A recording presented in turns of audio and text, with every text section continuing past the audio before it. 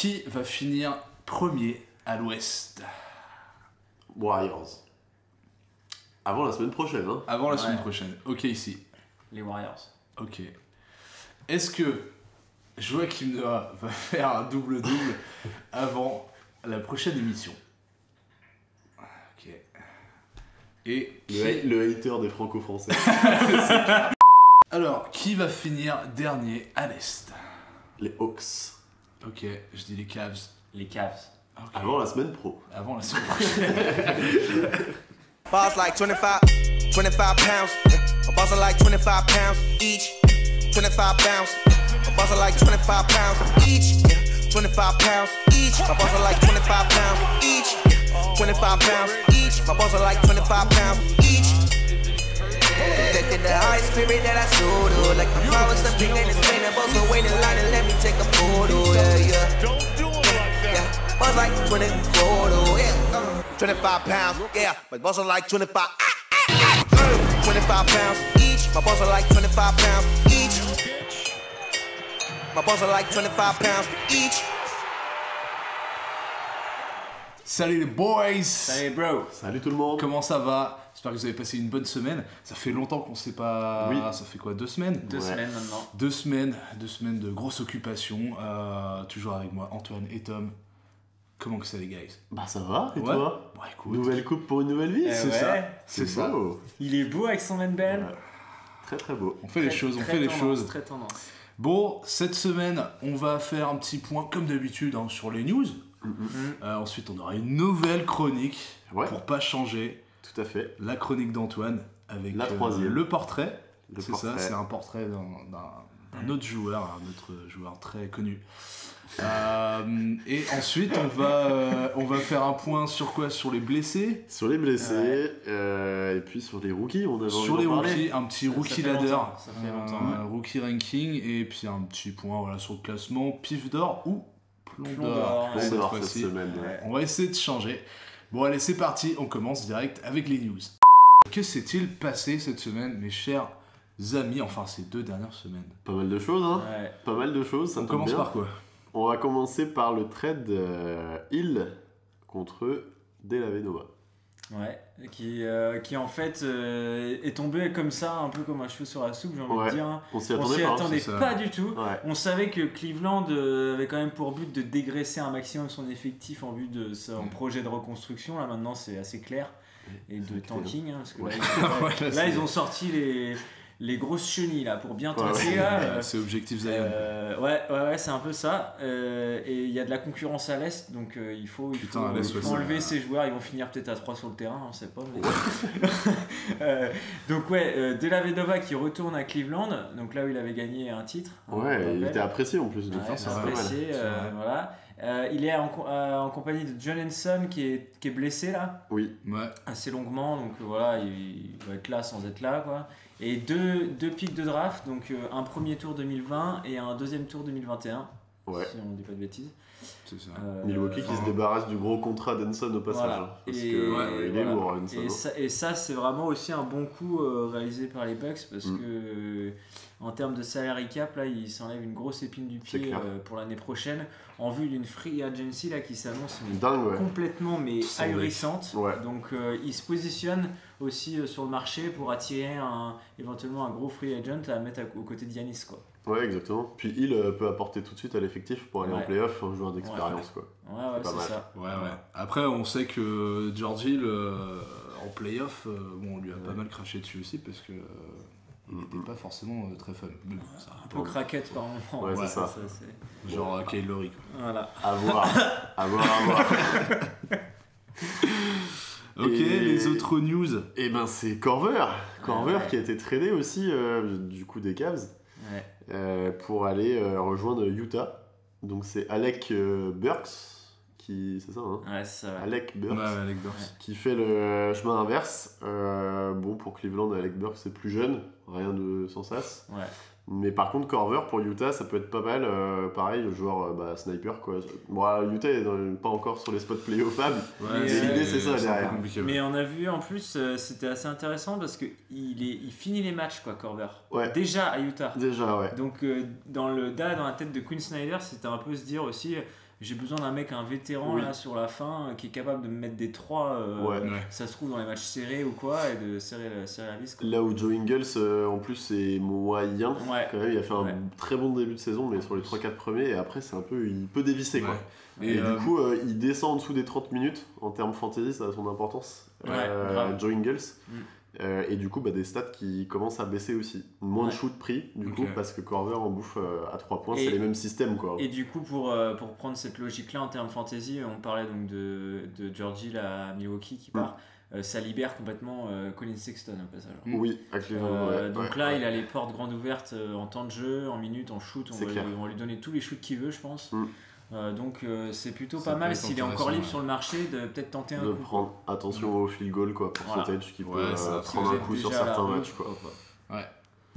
Du coup, l'autre news, c'est Nick Young qui très récemment s'est lié à Denver. Incroyable, le génie. Incroyable. Swaggy P qui revient quoi. Free agent. Ça manquait, et en fait, Denver a bénéficié d'une injury exception. Parce qu'ils ont trop de blessés dans leur effectif. Blessés, je crois. Voilà, c'est la liste est complètement folle. Et t'as Will Barton, Paul Millsap dernièrement. Voilà, et en fait, ils ont Gary Harris aussi qui risque de pas revenir avant début 2019 en fait. Incroyable ça. Donc du coup là, ils sont plombés par les blessures. Et puis ils avaient lâché Wilson Chandler l'année dernière et tout, donc ils ont moins un effectif fourni, donc effectivement Nick Young qui d'ailleurs du coup pourrait carrément être dans le 5 en fait avec tous ses blessés quoi. Ouais, clairement, et puis il a quand même gagné l'an passé un titre, donc pour une équipe comme Denver là qui joue le haut de tableau et qui veut aller au moins au deuxième tour des playoffs, c'est le grand minimum. Un joueur qui a gagné, qui a été au bout, même si il n'avait pas un rôle énorme. Il était au bout de la nuit, je pense, de la fête. Mais il connaît quoi. Le salaud, il connaît. La fouine des nightclubs quoi. Grave quoi. Ah non, des yeux. Et donc un free agent qui revient et comme notre ami qui va nous franco-américain danois Joakim Noah là. Oui, Joakim Noah, on en avait parlé, ça y est, les grands débuts sont faits. Premier match à 5 points, je crois. Ça a donné quoi les gars parce que j'ai pas... Premier match, je crois que c'est 5 points, quelque chose comme ça, mais il apportait déjà son intensité quoi. Ah ouais, en termes de comment... 10, d'impact 7. En termes d'impact, surtout énergie quoi. C'est ça, l'équipe quoi. En fait, tu retrouves, mais en fait, tu vois qu'il est content d'être là. Surtout, tu sais, on en parlait, il va être content d'être de rejouer. Là, clairement, c'est le cas quoi. On l'a vu faire un signe des pistolero là, alors qu'il vient de mettre juste un petit shoot en tirant comme les poussins. La vache. Donc là, il a joué 13 minutes son premier match, 4 points, 3 rebonds. Franchement, c'est pas mal pour un début. En vrai, le deuxième match, il joue 17 minutes, tu vois, il met 13 points, 5 rebonds, 3 passes. C'est méga solide. Je pense si c'est un bon coup, il y a plusieurs équipes qui vont s'en mordre les doigts.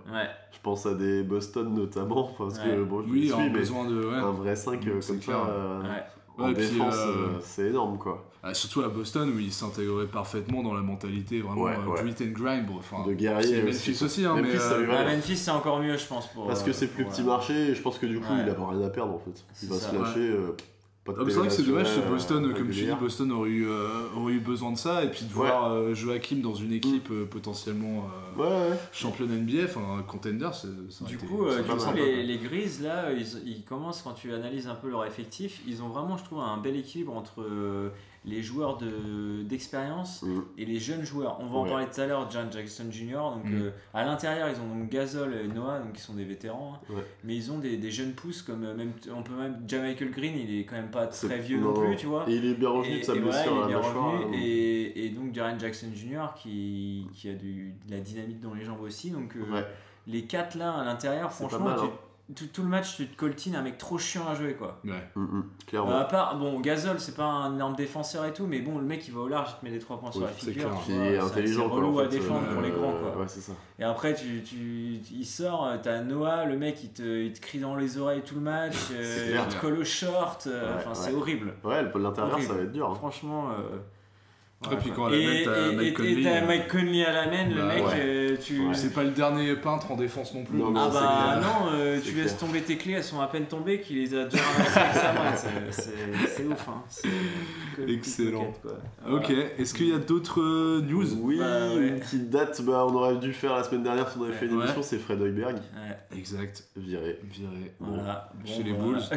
En vrai, je m'attendais pas à ce que ce soit fait aussi rapidement, tu vois. Et je me suis dit, s'ils le font, ils le font vraiment en début de saison, tu vois.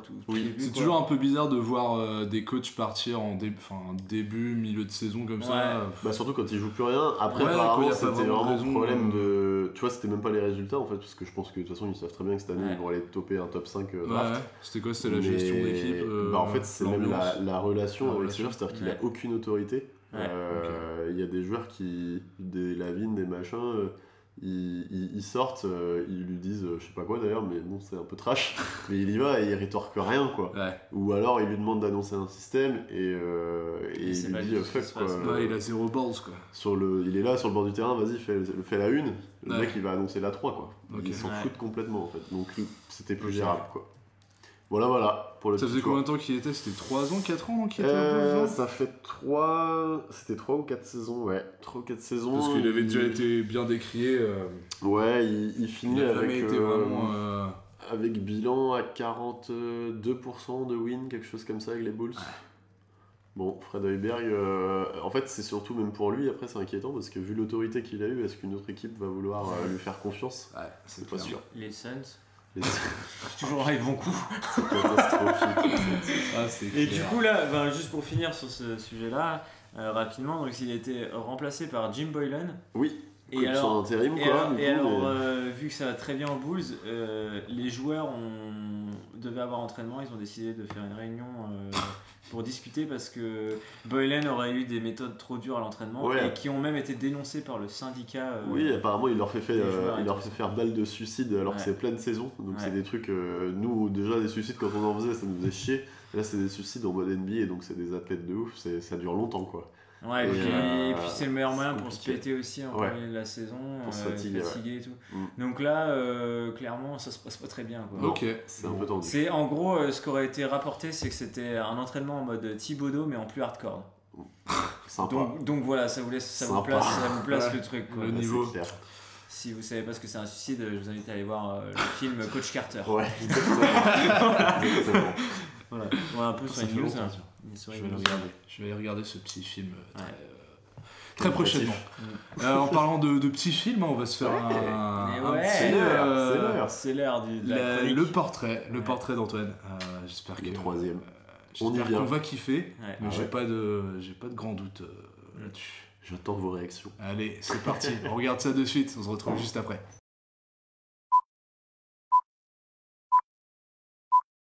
Costa Koufos, de son nom complet Constantine, travesti, T-R-A-V-E-S-T-I-E. Je disais donc de son nom complet Constantine Démétrios Koufos, est né le 24 février 1989 à Canton. Ah non, c'est pas la West Coast puisqu'il s'agit de Canton dans l'Ohio. Oh man! Américain donc, mais surtout grec, et on comprend alors que Laurent Ruquier soit né le même jour. Un 24 mai donc, le même jour que Plastic Bertrand, Alain Prost ou encore Floyd Mayweather. Mais on y reviendra plus tard. Ses deux parents, grecs donc, ont gagné le nouveau monde pour une nouvelle vie, et notamment son papa, médecin, spécialiste des cancers auprès des enfants. Et oui, ras-le-bol de faire la guerre en slip en Grèce. On peut comprendre, rien ne vaut un bon jean du pays de l'oncle Sam. Mais l'enfance du petit Costa n'est pas rose. Son père décède d'un cancer, alors qu'il n'a que 9 ans. Ça plane pour moi. Ça plane pour moi. Ah oui, effectivement, on voit bien le rapport avec Plastic Bertrand. Là, il n'y a plus de doute. La mort de son père lui fait penser un temps à devenir médecin lui aussi, mais il souhaite garder au maximum la proximité avec sa mère et sa fratrie, ce que les études de médecine ne lui permettraient pas. Il se met alors à fond dans le basket, toujours à Canton dans l'Ohio. Oh man! Oui, mais il s'y fait remarquer et en bien. Il y est bardé de titres individuels durant ses 3 ans au lycée et est reconnu comme un top prospect. En 2007, il dispute l'Euro des moins de 18 avec la Grèce et y est médaillé d'argent, élu MVP du tournoi avec des moyennes vertigineuses de 26 points, premier du tournoi, 13 rebonds, premier du tournoi et 3,5 blocs, également premier du tournoi. D'ailleurs, toutes les grandes universités basket du pays l'approchent. Mais fidèle à lui-même, il reste à la maison et signe avec Ohio State University. Oh man! Il débarque donc aux Buckeyes et prend la place de pivot titulaire de Greg Oden, fraîchement sélectionné en première position de la draft NBA 2007. Mauvaise idée. À son aise, il tourne à 14,5 points et quasiment 7 rebonds de moyenne. Non qualifiés pour la March Madness, les Buckeyes sont néanmoins invités au qualitatif NIT qu'ils remportent. Et Koufos est élu MOP du tournoi.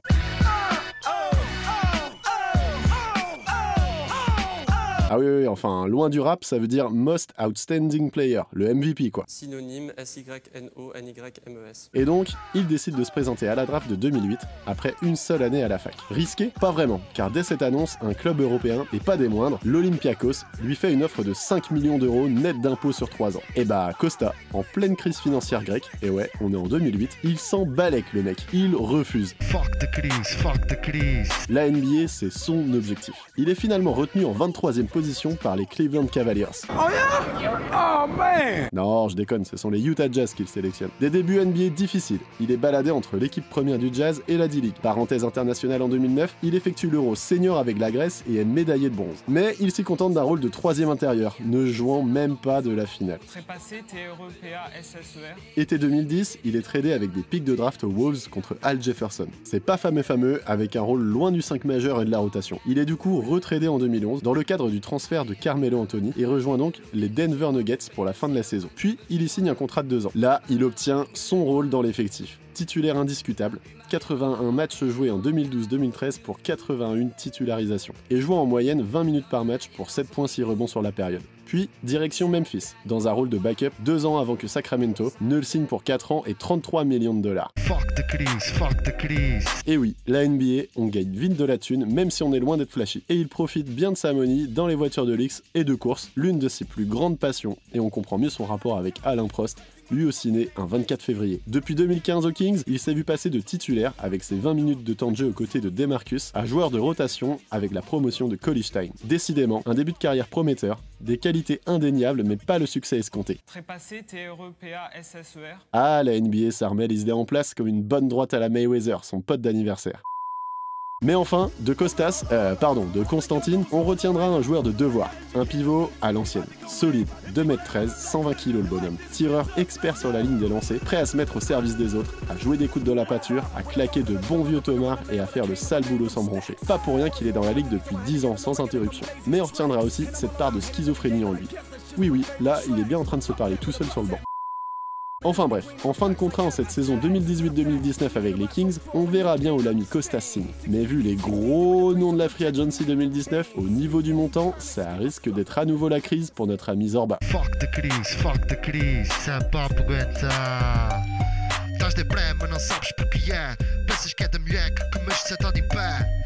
A crise é geral, tá tudo bem mal. Já não há bacanal, é mamar no oraçal. Arranja uma femme, dá-lhe uma cavadela. Afoga a crise.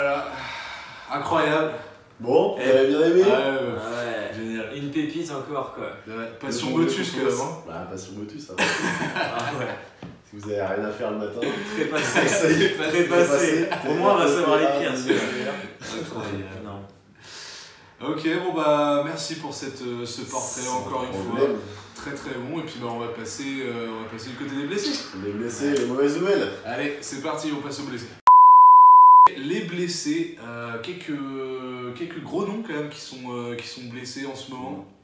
Bah il y en a un qui te concerne hein. Ouais, il y en a 2 qui me concernent. 2 même. Ouais, Devin Booker et Hassan Whiteside. Ouais. Putain. C'est pas les derniers, enfin ils sont toujours sur la liste d'infirmerie. C'est vrai.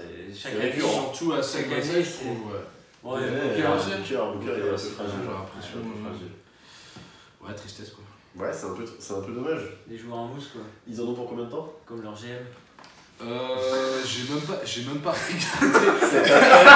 Cette attaque de Il a pas compris tout de suite après ce qu'il Ah ouais, c'est embuscade.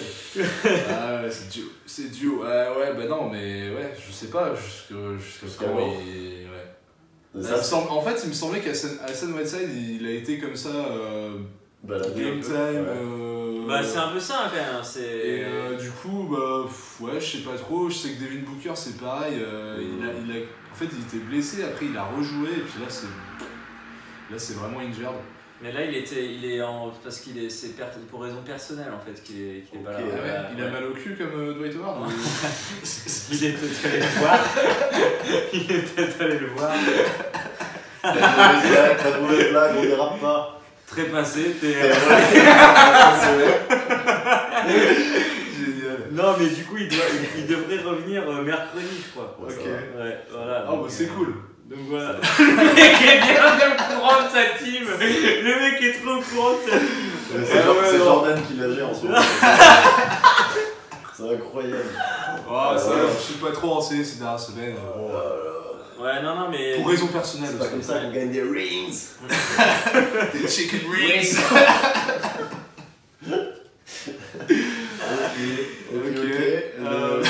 Bon, le suivant, c'est Tristan. Ah, sacré Tristan. Ah, triste temps pour les blessures. Hein. Oh la vache, oui. Du côté de Cleveland, avec Tristan Thompson, que t'as pris du coup. Ouais, je l'ai pris, il m'a duré 2 matchs. Une bonne pioche quoi. En vrai, c'est cartonné. Hein. C'était bien parti parce que je voyais qu'il était libre et il tournait à plus de 12-13 rebonds par match. Lui, ça fait pas mal. Gros pourcentage. Tristan Thompson dans le texte. Et en fait, blessure quoi. Le mec, il est dans le projet tanking des Cavs jusqu'au bout. Il s'est dit putain, mais Kevin Love, il est blessé. Ah mais ouais, mais moi aussi, il faut que je me blesse. Ouais, ils sont ensemble Tristesse. à la réduc quoi. Donc voilà, ils sont ensemble. Il y en a pour combien un mois quoi. Un mois. C'est en gros entre, c'est entre 2 et 4 semaines, mais bon, les Cavs donc 4 semaines. Sur les 4 semaines. Ok. Du coup, tu l'as gardé en heal ou non. Tu l'as drop? Ouais. Ouais, bah ça se drop. 4 semaines, c'est 4 matchs après. En fait, mais après c'est Tristan Thompson hein. Ouais, bah avant qu'il fasse ses perfs là, il était dégueu. Ouais. Moi j'aurais fait pareil. Donc là, je me dis que de toute façon, je peux très bien trouver quelqu'un qui va apporter. Oui. Peut-être pas autant en termes statistiques purs, mais sur des catégories parce que sur un poste comme ça. J'ai beaucoup de PF et de C en fait. Ouais. Donc en fait en termes de poste, je perdrai pas trop. Mais tu vois, c'est un pivot qui fait pas non plus tellement de blocs, quoi. Tu as des trucs comme ça. Et je trouve que c'est des fois. Puis au lancer, il est dégueu. Ouais, il est pas ouf. Il a un tourne à 65%, quoi. 66%. L'autre grand blessé, c'est Millsap. Ouais. Paul, le gros orteil plus de saison sans blessure pour Millsap, c'est triste. Et depuis qu'il est blessé, Denver perd en plus. Oui, parce que c'était un peu un homme de l'ombre derrière les grosses statistiques de Jokic, mais il faisait bien. On l'avait dit avant la saison, il apportera en défense, ce qui manquait à Denver, et là on va voir comment il se démerde sans lui. Et là, la première place à l'ouest, ça va être dur à tenir sans lui. Denver qui perd sur coup Gary Harris et Paul Millsap, donc c'est gros coup dur là. C'est chaud pour compliqué à Denver, ouais. Puis du coup, il y a des clients, ils s'en foutent. Gros orteil de pété, combien de temps? Voilà, c'est un mois facile quoi, non? Au moins. Ouais, au moins un mois, j'aurais dit 6 à 8 semaines, mais. T'imagines ton gros orteil, à chaque fois que tu fais un layer, tout ton poids dessus quoi. Puis ça, c'est les petites parties du corps qui mettent du temps à. Et qui peuvent répéter si tu les soignes mal. C'est pas. Ouais, tu vois, 4 à 6 semaines. 4 à 6 semaines, un mois et demi quoi. On le revoit pas avant fin janvier quoi, à peu près. Mi-janvier, fin janvier quoi. Ok, bon. Dur pour Denver. L'autre équipe qui a pas mal de blessés, c'est les Celtics. Avant le match de hier contre New Orleans, il y en avait 6 sur la liste. Certains en game time, mais il y en a quand même pas mal de blessés. Donc il y a Aaron Baines qui est blessé notamment, qui dégage du temps de jeu pour Robert Williams, le rookie. Oui. Du coup, il est pas mal. Il a fait 7 points, 11 rebonds, 3 contre les Pelicans. Donc c'est pas mal. Ça peut être une pioche. À voir s'il intègre la rotation sur 1 ou 2 semaines. Mais ça peut être un add sur une équipe, quoi. Et puis il y a Irving qui était blessé. Irving c'est pareil. Brown il n'a pas joué non plus hier soir. Du coup, on fait bien d'en parler parce que Irving a été remis hors de l'injury list. Donc là il serait pour le match de ce soir. C'était pas quelque chose c'était pas personnel comme ça. Et Irving non, c'est l'épaule. Ah, c'est l'épaule. En fait, il aurait des espèces de douleurs à l'épaule, tout ça, et en gros. Comme parquet de foot, quoi. Allez voir un spécialiste. C'est clair. Les dû aller voir un Dwight Howard aussi, tu vois. C'est énorme.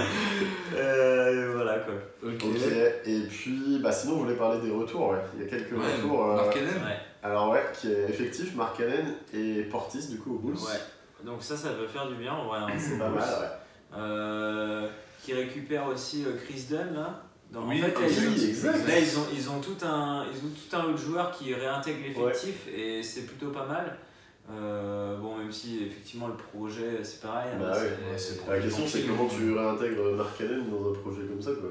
Mec, ok, tu joues bien, mais comme le match est serré, s'il n'y a que 10 points à 3 minutes de la fin, je reste persuadé que s'ils avaient été bien encadrés par un bon coach, ils auraient pu quand même faire quelque chose avec un effectif si c'était pas autant pété. Parce que quand tu as des blessures, ils ont pas un effectif qui est dégueulasse. Quand tu analyses les postes, ils ont peut-être pas l'ouverture de banc des gros effectifs, mais je veux dire sur tous les postes, quand tu prends tous les joueurs blessés, tu as Chris Dunn à la main, tu as Zach LaVine en 2, en 3 tu as Mark Allen, en 4 tu peux avoir en 4 ou 4 Mark Allen, mais Bobby Portis du coup tu mets où 3 quoi.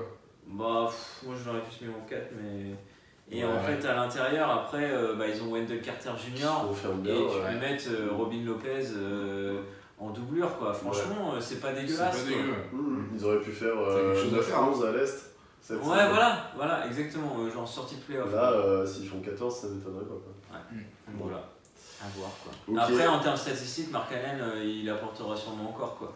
Oui, c'est certain. C'est certain, mais en fait, c'est sur des fins de jeu ou des fins de match serrés où il peut être benché parce qu'ils veulent perdre. Alors que le gars a fait un bon match. Et au final, tu perds des minutes et du coup des stats en fantasy, quoi. C'est ça le risque. Mais par contre, il va stater quand même. Parce que du coup, Zach LaVine, je pense, perdra un peu de valeur aussi fantasy. Certainement, parce qu'il y aura moins de shoot. Moins de shoot, voilà. Ok. Et l'autre joueur, c'est un joueur de la famille. La MIF. Ouais, de la MIF. On parle de...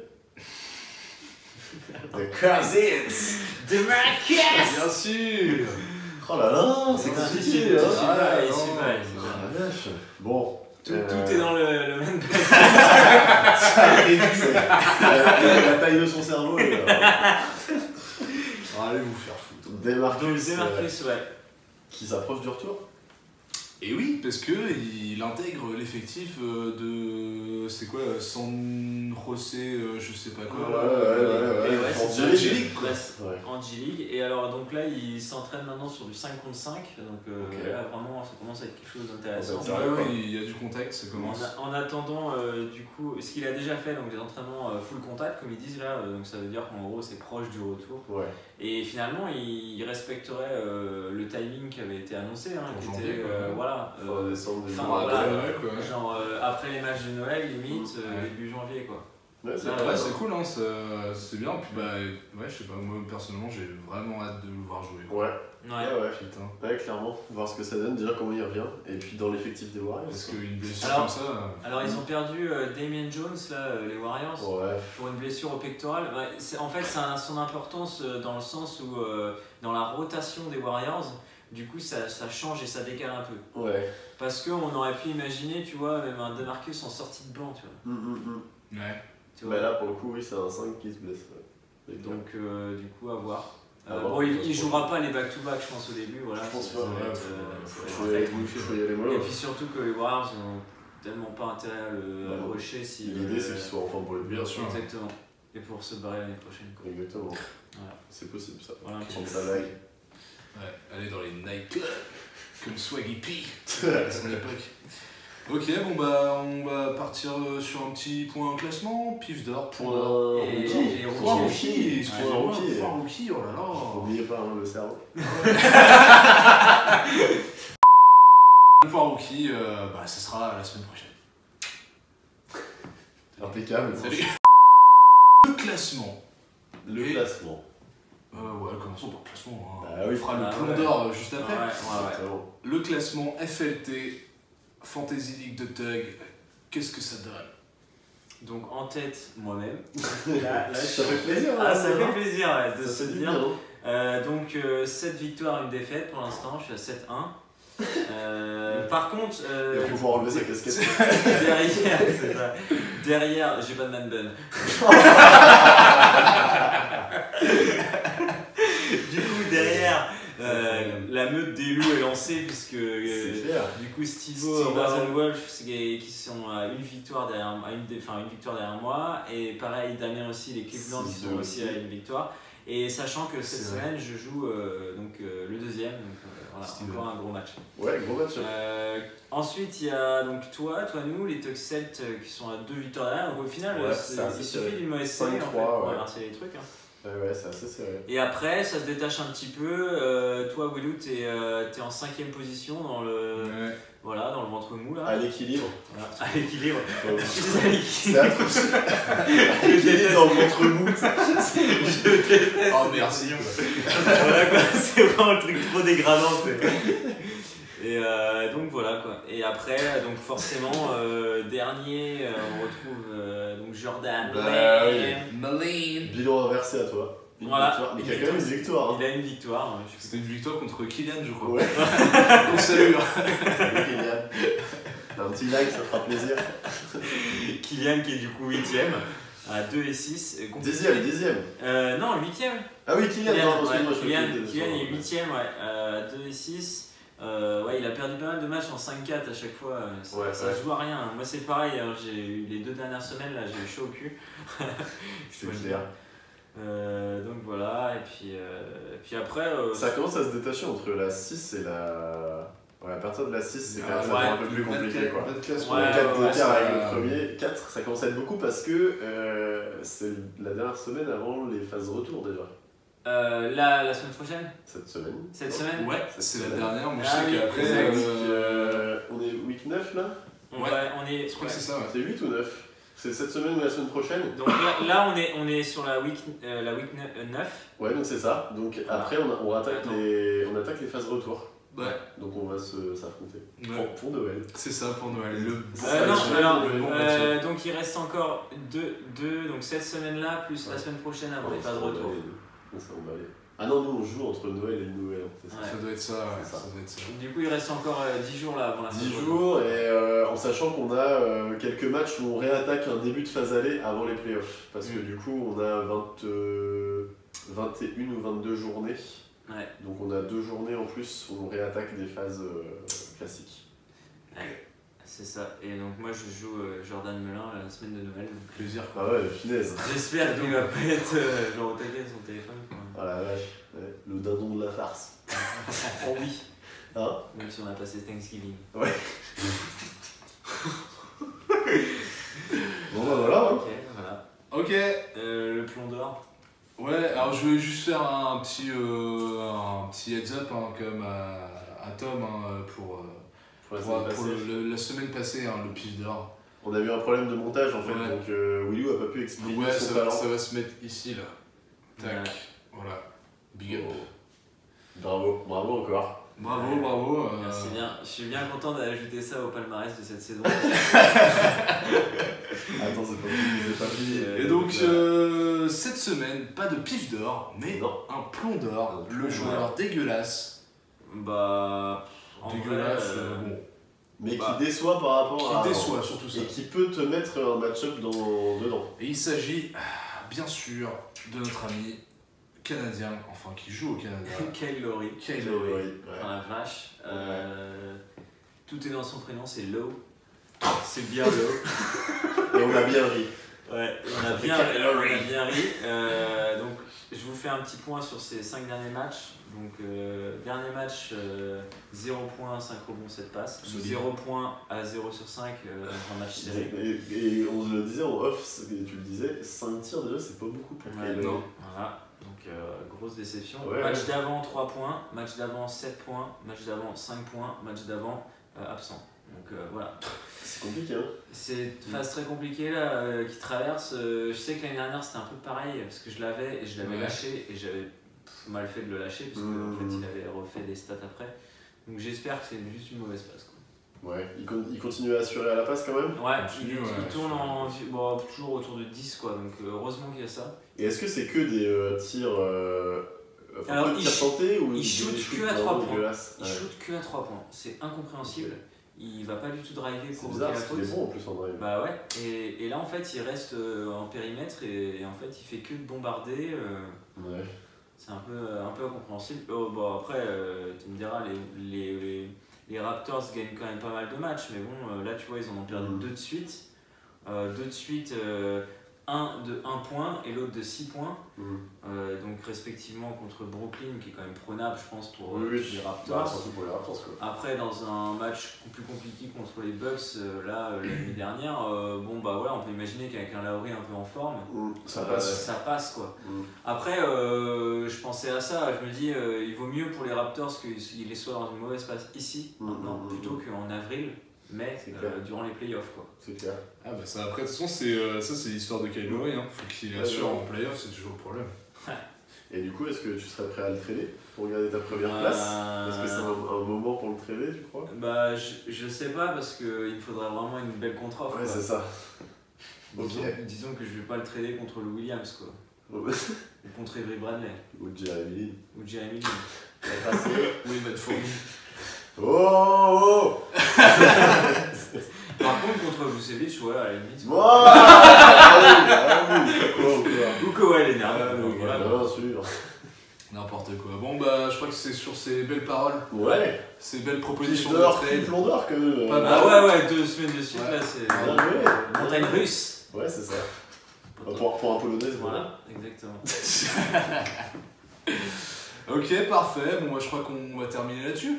Carrément. On se retrouve la semaine prochaine. Oh oui. Pour une émission spéciale Noël. Parce que bien sûr. Jingle Bell. Mais oui. Les fêtes approchent. Ouais, on va essayer de vous préparer quelque chose d'assez spécial. Carrément. Avec pas mal de petites nouveautés, des petites idées. Petites idées, voilà. Et on va préparer ça. Donc tenez-vous prêts la semaine prochaine. Bon match-up à vous tous. Et ciao, bonne semaine. Allez. Ciao. Ciao, bro. We ain't playing, the game is made. We holding sway, we the MVP. Yeah, we LBJ, yeah, the baddest way, shining every day. All in like it's payday. BOM, dollar bills to pave our way. The Sixers, they're unsure, can they say? We raise the bar high, cause we do have faith in us, we do have faith. Enough, yeah, just the process. We shush the haters drifting away. We leading the way, if you like what we play, yeah, come right with us. Get the fuck out, it's been the garbage flow. Screaming like a bitch in front of microphone. With that Drake-ish, on your girl wants to main weight. I think she called me on